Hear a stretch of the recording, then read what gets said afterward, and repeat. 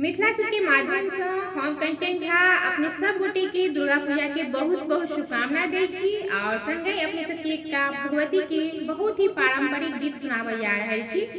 आशा है जे गीत अपने सबके नीक लागत तो लाइक करब, शेयर करब। जे कि गोटे सब्सक्राइब नहीं केने छी हुनका सबसे निवेदन है, आग्रह है जे चैनल के सब्सक्राइब कऽ देब, संगे बेल आइकन के दबेनाइ नहीं बिसरब।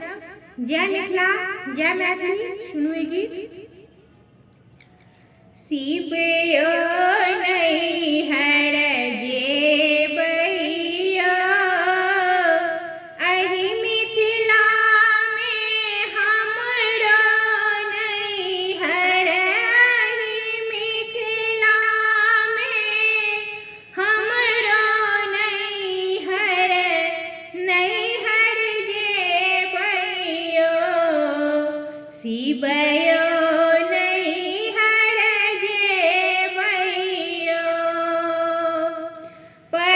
शिवयो